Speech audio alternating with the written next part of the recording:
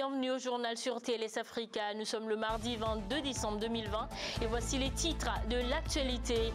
Football, Covid-19, le capitaine des éperviers du Togo a adressé une lettre ouverte à la ministre des Sports demandant une reprise urgente des activités sportives. Lettre à laquelle Madame Lydie Bessi-Caman a répondu. Des détails de cette conversation à suivre dans ce journal.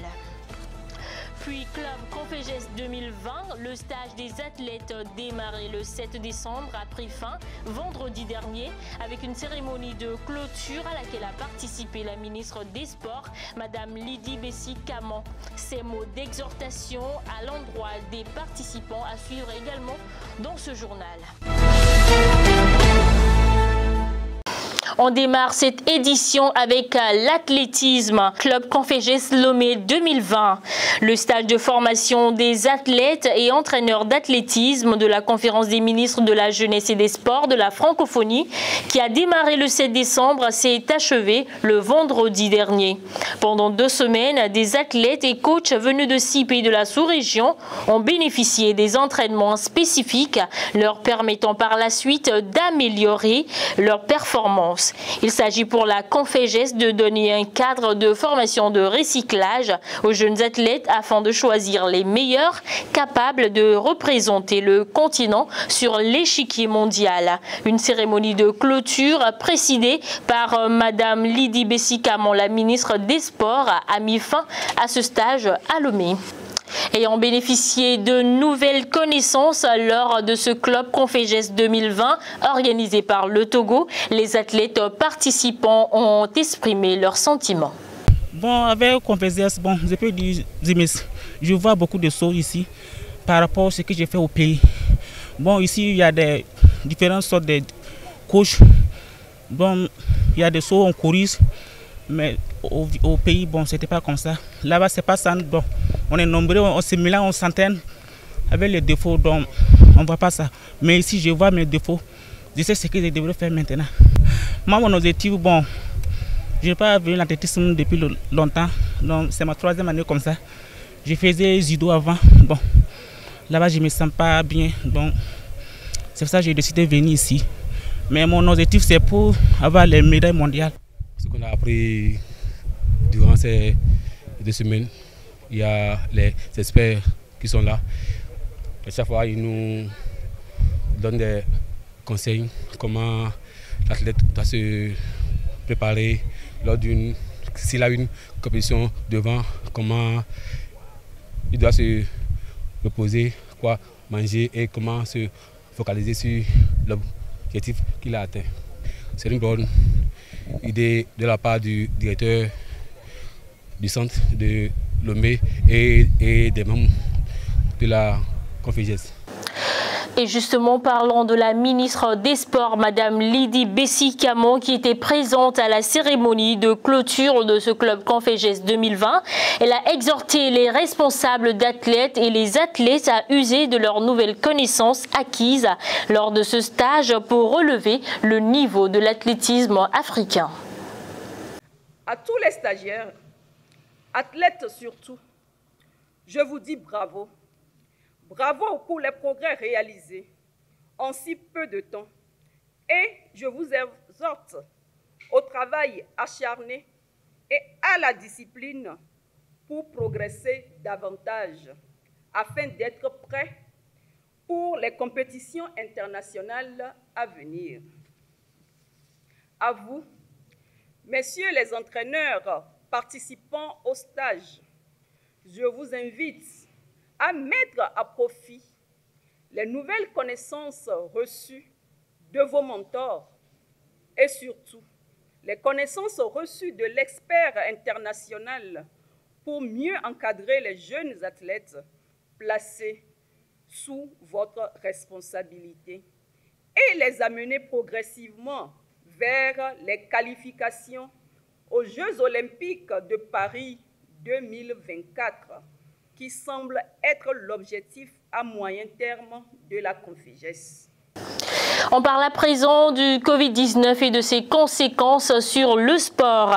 La question de la reprise des activités sportives et des championnats de football en particulier reste au cœur des préoccupations. Depuis le début de la pandémie obligeant les autorités à suspendre les championnats, les joueurs togolais désœuvrés commencent à désespérer. C'est ainsi que le capitaine des éperviers du Togo, Jen Dakonam, interpellé par cette situation, a adressé une lettre ouverte à la ministre des Sports, Madame Lydie Bessi-Camon, demandant la reprise des activités sportives. Lettre à laquelle la ministre a répondu. Les détails avec Chéri Adjobli. Dans une lettre adressée à la ministre des Sports et publiée sur sa page Facebook, le capitaine des éperviers félicite d'abord le gouvernement pour ses efforts sans cesse afin d'éviter la propagation de la maladie à coronavirus. Mais il rappelle que le football, au-delà de son côté divertissant, est devenu de nos jours un secteur d'activité économique dont vivent plusieurs familles. Si ces mesures étaient nécessaires au début de la pandémie, il urge maintenant à repenser à une reprise des activités sportives dans le respect des mesures barrières, s'inspirant du modèle européen. Nos équipes meurent à petit feu, nos jeunes joueurs désapprennent et se donnent à l'oisiveté, les conduisant à de mauvais choix. Dit Jen Dakonam, qui lance ainsi un cri d'alarme en faveur des footballeurs togolais évoluant dans le championnat national, qui lui écrivent chaque jour et décrivent leur situation déplorable. Le joueur de la Liga espagnole est entièrement disposé à accompagner le gouvernement dans la recherche d'une solution idoine pour une réponse rapide à la question. La réponse de l'autorité à la question de Jen Dakonam ne s'est pas fait attendre. À travers le même canal, la ministre des Sports s'est dite interpellée par la préoccupation de Jen Dakonam. Toutefois, la reprise des activités sportives reste intimement liée à l'évolution de la situation sanitaire de la Covid-19 dans notre pays. Fait remarquer Lydie Bessi-Camon, mais elle rassure par la suite que le gouvernement fait tout son possible pour une reprise sereine des activités physiques et sportives au Togo. On parle à présent des élections au CNO Togo. Akpaki Delademe est le tout nouveau président du Comité national olympique du Togo. Le président de la Fédération togolaise de judo est élu à l'issue de l'assemblée élective du CNO Togo tenue le samedi dernier à Lomé. Il a obtenu 24 voix contre 21 pour son challenger Wona Germain. Le 15e président de l'histoire du CNO Togo nous décline les premiers chantiers de son mandat. Il était au micro de Chéri Adjobli et Boris Kounaki. C'est une lourde responsabilité que je viens d'accepter en acceptant cette charge de président que la majorité des fédérations m'ont confiée aujourd'hui. La tâche, le travail est là et c'est ensemble avec tous les acteurs du monde sportif que nous allons relever le défi. Donc nous allons aujourd'hui nous mettre au travail. Nous avons un ambitieux programme qu'il convient de dérouler rapidement pour le bien-être de nos athlètes. Nous avons 3 axes prioritaires que nous allons commencer. Il y a les réformes statutaires, parce que vous n'êtes pas sans savoir que nos tests sont un peu inadaptés et donc nous devons les remettre au goût du jour. Donc ça sera le premier chantier prioritaire. Le second, c'est de pouvoir aujourd'hui, nous sommes déjà en liste pour les Jeux Olympiques. C'est rapidement revoir la condition de nos athlètes, les regrouper, voir comment nous pouvons leur faire une meilleure participation à ces Jeux Olympiques. Et l'autre chantier, ça sera le chantier sur les infrastructures d'entraînement, les équipements d'entraînement. On parle également religion dans cette édition. 15 nouveaux prêtres viennent de grossir l'effectif des prêtres catholiques du Togo. Après 7 ans de formation et 2 ans de stage, ils ont été officiellement ordonnés ce samedi 19 décembre à la paroisse Cristo Risorto de Hidranawe. Retour sur ce précieux moment de cette cérémonie avec Marisa Cotier et Didier Kojo. Un engagement pour la vie devant Dieu et les hommes. Un sacerdoce sacré qui nécessite sacrifice, maîtrise de soi et volonté pour être dignement porté. 15 séminaristes catholiques en fin de formation entrent officiellement dans la famille des prêtres. C'est une grande joie. On vient de finir la première étape. Voilà. Et avec l'ordination, on est prêtre. Donc on manifeste quand même cette joie-là de prêtre. Vous le voyez sur nos figures. Peut-être qu'on est dépassé par l'événement, donc la joie ne se fait pas voir. Mais intérieurement, on est vraiment comblé. Et nous vous prions de continuer par prier pour nous parce que, comme l'archevêque l'a dit dans son homélie, c'est une nouvelle partie de la marche qui commence. C'est un nouveau parcours qui commence. Une mission de service et d'abandon de soi à la volonté divine afin d'assister les fidèles catholiques dans leur marche avec Dieu.